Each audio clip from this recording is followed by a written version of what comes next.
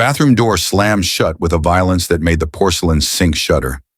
Maya's shoulder hit the tiled wall first.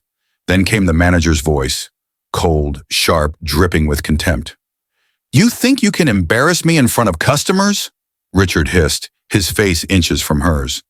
His breath smelled like coffee and rage. "You think because you smile pretty and collect your tips that you're somebody here?" Maya's heart hammered against her ribs. The fluorescent light overhead flickered, casting shadows that danced across the pale green tiles. Her hands trembled as she pressed them against the wall behind her, trying to create distance between herself and the man blocking the only exit. "I was just doing my job," she whispered, her voice barely audible over the buzzing light. "The customer asked for—" "I don't care what the customer asked for." Richard's finger jabbed toward her face. "When I tell you to stay in the kitchen, you stay in the kitchen. When I tell you those tables aren't yours, you listen. Do you understand me?" Through the thin bathroom door, Maya could hear the muffled sounds of the diner, the clatter of plates, the murmur of conversation, the bell dinging as orders came up. Her co-workers were out there, customers were out there, and she was in here, trapped with a man whose hatred had been simmering for weeks and had finally boiled over. She'd felt it building, the way he assigned her the worst shifts, the way he forgot to add her hours to the schedule, the way his eyes followed her with something dark and resentful every time she walked past. But this was different. "I need to get back to work," Maya said quietly, trying to keep her voice steady. "People are waiting for—" "You'll get back when I say you can get back." What Richard didn't know, what he couldn't possibly know, was that the phone tucked in Maya's apron pocket was still on. The call she'd answered 30 seconds before he'd grabbed her arm and dragged her into the bathroom hadn't ended. And on the other end of that line, someone was listening. Someone who didn't forgive. Someone who didn't forget. Someone who was already on his way. Maya Torres had been working at Henderson's diner for 8 months. 8 months of double shifts and aching feet. 8 months of scraping by on tips and forcing smiles at customers who sometimes looked right through her. 8 months of telling herself it was temporary, just until things settled down. Just until the dust cleared from the life she left behind. She'd taken the job for one reason: invisibility. After everything that happened in Chicago, after the wedding that shook the city's underworld, after the headlines and the whispers, Maya had wanted to disappear. She'd wanted normal. She'd wanted quiet mornings and simple work, and a life where nobody knew her last name or what it meant. Her husband had understood. He always understood. "Take the time you need," he told her, his dark eyes soft in a way they never were with anyone else. "I'll be here when you're ready to come back."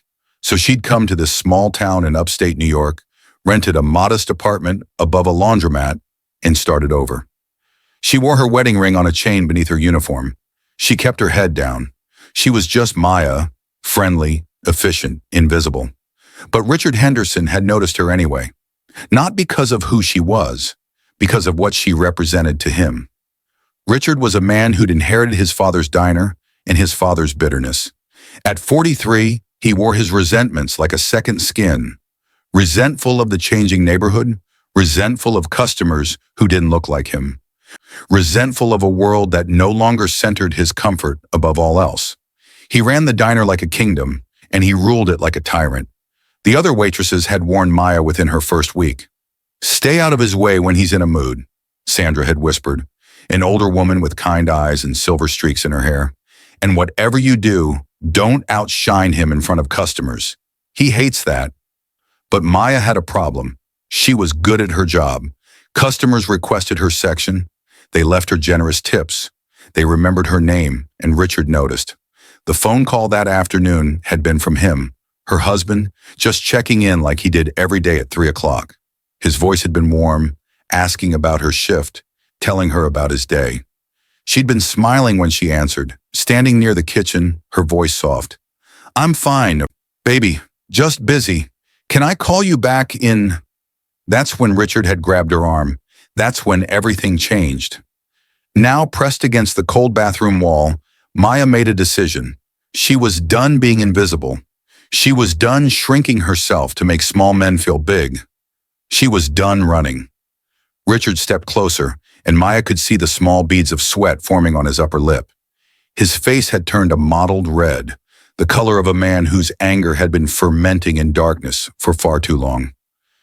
"You think you're special, don't you?" he said, his voice dropping to something more dangerous than shouting, something quiet and venomous. "Coming in here with your pretty smile, acting like you own the place, taking my customers, making me look bad." Maya's jaw tightened. "I've never done anything to you, Richard." "Don't." He held up a finger. "Don't say my name like we're equals, like you have any right to." "To what? To exist? To do my job?" The words came out sharper than she'd intended, and she watched something flicker across Richard's face. Surprise, maybe. He wasn't used to her talking back. None of the other waitresses did. "Watch your mouth," he said, and now his hand was on the door handle behind him, blocking her only way out. "You're on thin ice, Maya. Real thin. One more complaint from me to corporate, and you're done. You understand? Done." Through her apron, Maya could feel her phone pressing against her hip. The call was still connected. She knew because she could feel the faint vibration. 3 short pulses. A pattern she recognized. "I'm here. I'm listening. I'm coming." Her husband had his own language, and she'd learned to speak it fluently. "Is that what this is about?" Maya asked, forcing herself to meet Richard's eyes. "You want me gone because customers like me? Because I'm good at my job?" "You're good at playing a part," Richard sneered. "All smiles and yes, sir, and right away, ma'am. But I see through it. I see exactly what you are." "And what's that?" Richard's lips curled into something that might have been a smile, but looked more like a wound. "You're someone who doesn't belong here. Someone who needs to remember her place." The words hung in the air between them, thick with meaning that went beyond this bathroom, beyond this diner, beyond this moment. Maya had heard words like these before. Different voices, different contexts, but the same poison underneath. The same small hatred that some men carried like shields against a world that frightened them. She'd left Chicago to escape violence, but she'd forgotten that violence wore many faces. Not just guns and blood, but words and locked doors and hands on arms and the 1,000 tiny cruelties that people inflicted when they thought no one was watching. "Let me out," Maya said quietly. "When I'm ready. Let me out now." "Or what?" Richard laughed, a sharp, ugly sound. "What are you going to do? Call the police? Tell them what? That your boss had a conversation with you in the bathroom? That he gave you a reality check?" Maya's hand moved to her apron pocket, fingers brushing against her phone. She could end the call now. She could de-escalate. She could apologize and slip past him and go back to being invisible. That's what the old Maya would have done. But the old Maya had died somewhere between Chicago and here. The old Maya had believed that running was the same as healing, that hiding was the same as safety. "I'm going to give you one more chance," Maya said, and her voice had changed, gone colder, harder, like iron wrapped in silk. "Step away from that door." Richard blinked. For a moment, genuine confusion crossed his face. "Excuse me? You heard me. Are you threatening me?" He laughed again, but this time it sounded less certain. "Do you have any idea who you're talking to? This is my diner, my business. I can fire you right now, and there's nothing—" The bathroom door opened, not from the inside, from the outside. Richard stumbled backward, his face going from red to white in an instant, and Maya closed her eyes just for a moment as a familiar voice, smooth as aged whiskey, cold as December, filled the small space. "Is there a problem here?" The man who stepped into the bathroom didn't look like he belonged in a small-town diner. He wore a charcoal suit that probably cost more than Richard made in a month. His shoes were Italian leather, polished to a mirror shine. His dark hair was swept back, revealing a face that could have been carved from marble. Sharp cheekbones, strong jaw, and eyes that held the kind of darkness that came from seeing too much and forgetting nothing. But it was the way he carried himself that made Richard's breath catch. The absolute certainty in every movement. The quiet, dangerous calm that filled the room like smoke. Behind him, 2 more men appeared in the doorway. They didn't enter. They didn't need to. Their presence alone, broad shoulders, expensive suits, cold eyes, said everything that needed to be said. "I asked you a question," the man said, his gaze fixed on Richard with the intensity of a predator watching prey. Is there a problem here? Richard's mouth opened and closed. No sound came out. Maya finally opened her eyes. Hi, baby, she said softly. The man's expression didn't change, but something flickered in his eyes, something warm and deadly all at once. Are you hurt? No. Did he touch you? Maya hesitated. The truth sat heavy on her tongue. She could see Richard's face draining of color, could see him beginning to understand that he'd made a catastrophic miscalculation. He grabbed my arm, she said finally, dragged me in here, locked the door. The temperature in the bathroom seemed to drop 10 degrees. I see, her husband said. He turned his attention back to Richard, and when he spoke again, his voice was softer, which somehow made it infinitely more terrifying. What's your name?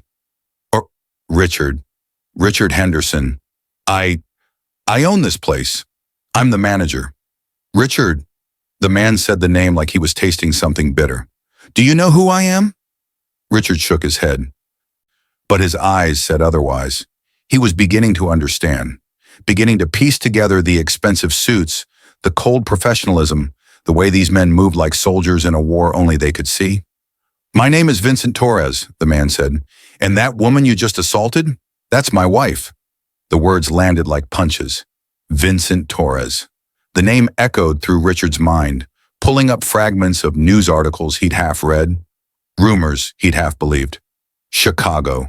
Organized crime. A wedding that had united two of the city's most powerful families. Oh God, Richard whispered. Oh God, I didn't know. You didn't know, Vincent repeated, taking a single step forward. Richard pressed himself against the sink. So that makes it acceptable? You didn't know she had someone who would come for her. So you thought you could put your hands on her, threaten her, lock her in a room? It wasn't like that. I heard everything, Vincent said quietly. Every word, every threat, every pathetic, small-minded thing that came out of your mouth. He reached into his jacket and Richard flinched, but Vincent only pulled out a phone, Maya's phone. She called me, and I listened. Do you understand what that means? Richard was shaking now, his hands gripping the edge of the sink behind him. I'm sorry, I'm so sorry. I didn't mean... You meant every word, Maya said, finding her voice again. She stepped away from the wall, standing straighter now, the fear burned away by something else, something that felt like power reclaimed. You've been threatening me for weeks, making my life miserable because it made you feel big. Because you could. Vincent's hand moved to the small of Maya's back, a gentle, protective gesture that contrasted sharply with the ice in his voice. Here's what's going to happen, Richard. You're going to walk out to your office. You're going to write my wife a check for 6 months of salary. Let's call it $50,000.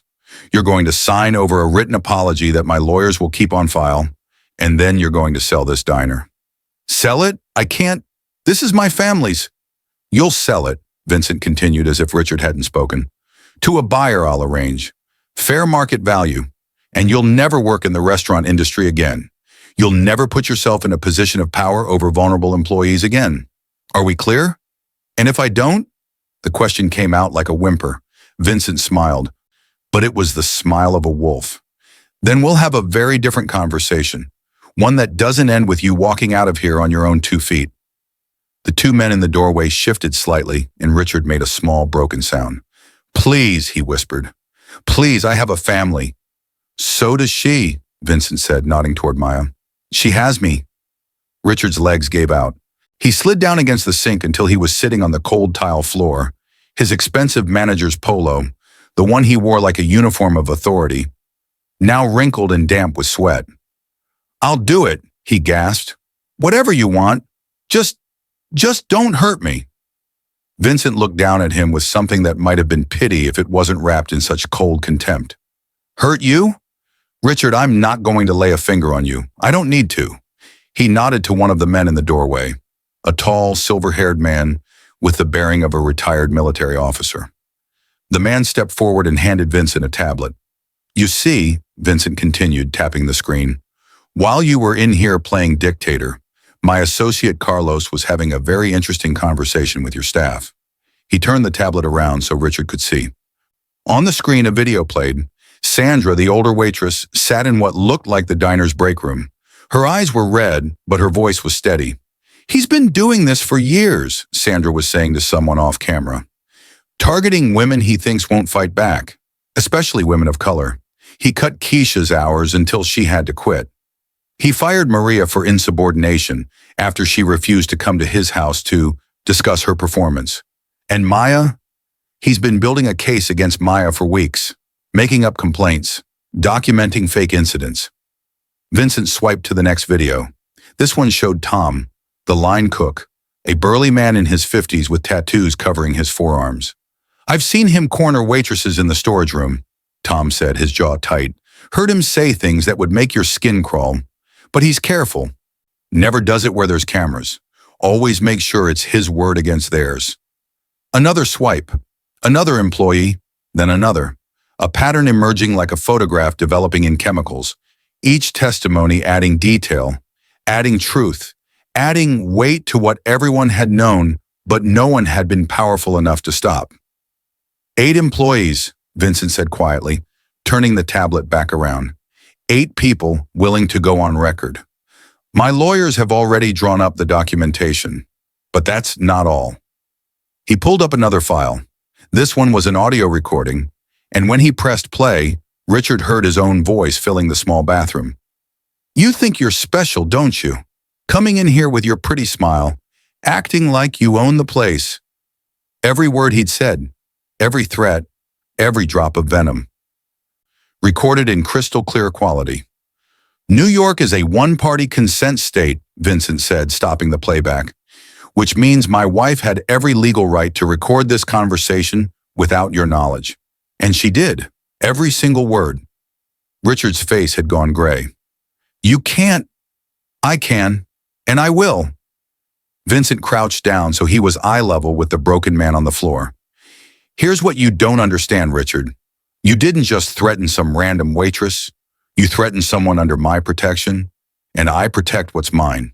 The sound of footsteps echoed from the hallway. Heavy, purposeful footsteps. Maya knew that sound. Official footsteps. 2 uniformed police officers appeared in the doorway behind Vincent's men, who stepped aside professionally. Behind them stood a woman in a dark blazer and slacks, holding a badge. "Detective Sarah Morrison," the woman said, her voice crisp and authoritative. "State Labor Board, Criminal Division." Richard made a sound like a wounded animal.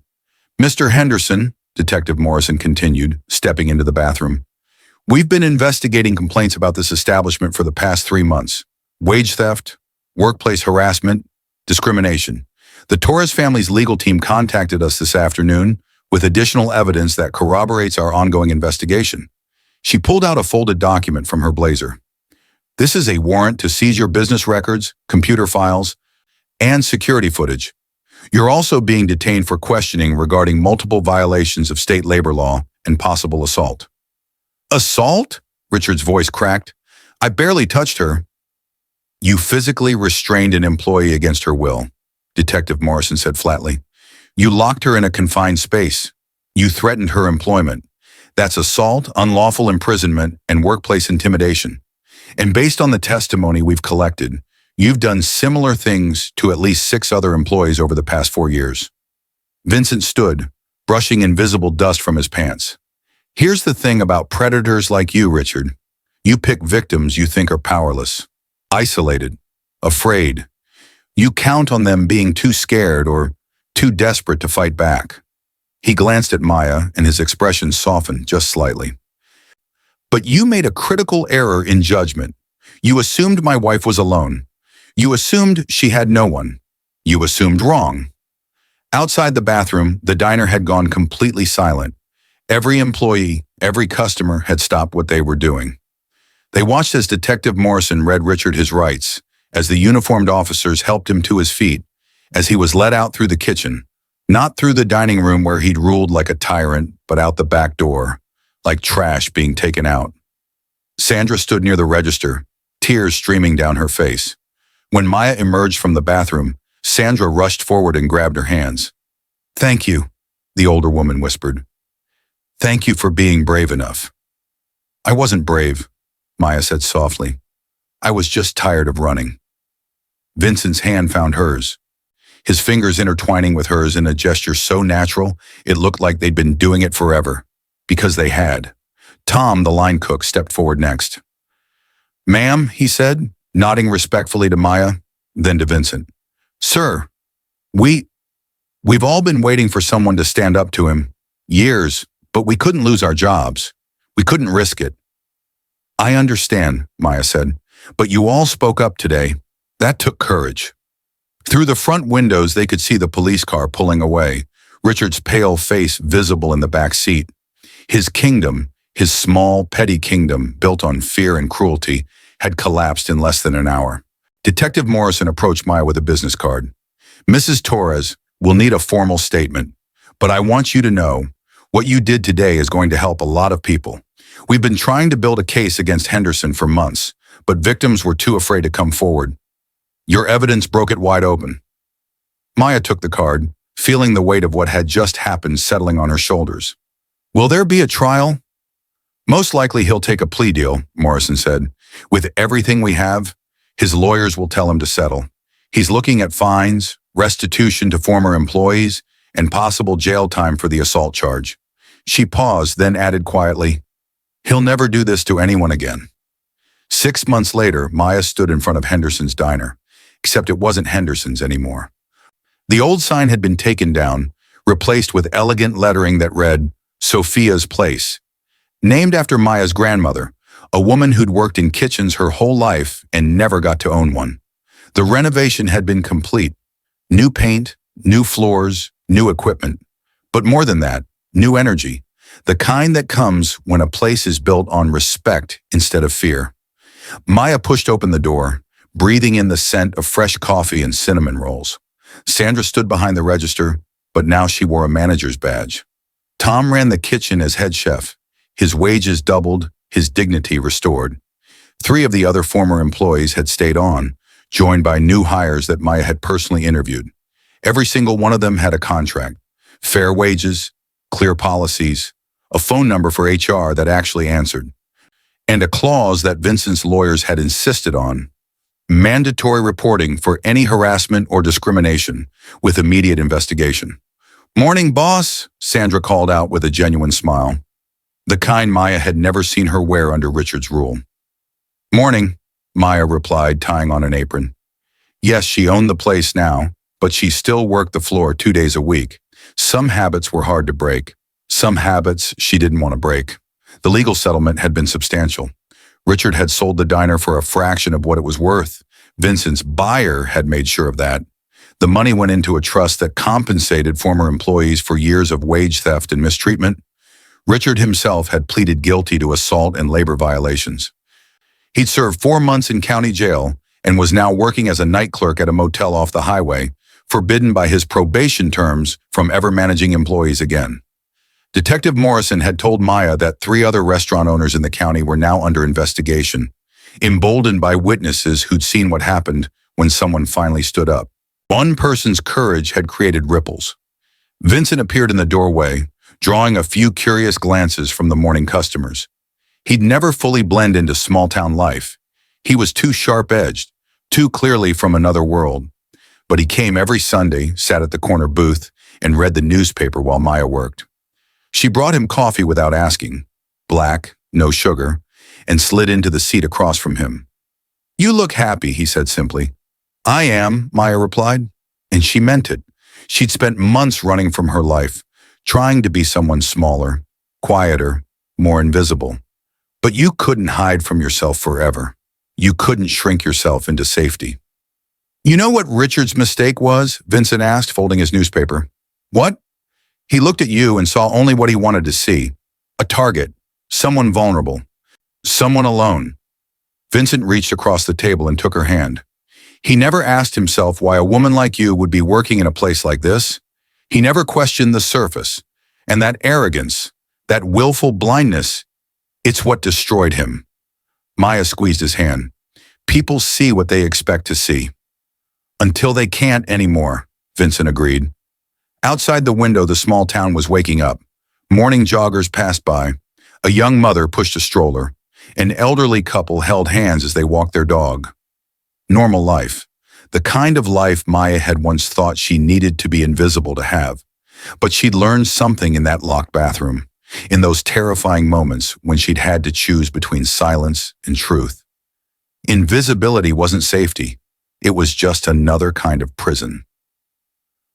And she was done living in cages built by other people's hatred. The morning sun streamed through the windows of Sophia's place, catching the dust motes in golden light. Maya stood and returned to work, not because she had to, but because she chose to. And in that choice, in that simple act of reclaiming her own story, lay all the freedom in the world. Richard Henderson had looked at her and seen nothing but a waitress he could break. He never saw the queen standing in the uniform, until it was far too late. If this story moved you, there are more tales of justice, transformation, and unexpected power waiting. Sometimes the people we underestimate are the ones who change everything. Sometimes the quietest voices carry the most dangerous truths. And sometimes the person you think is powerless is just someone who hasn't decided to use their power yet. Thanks for watching. See you in next one.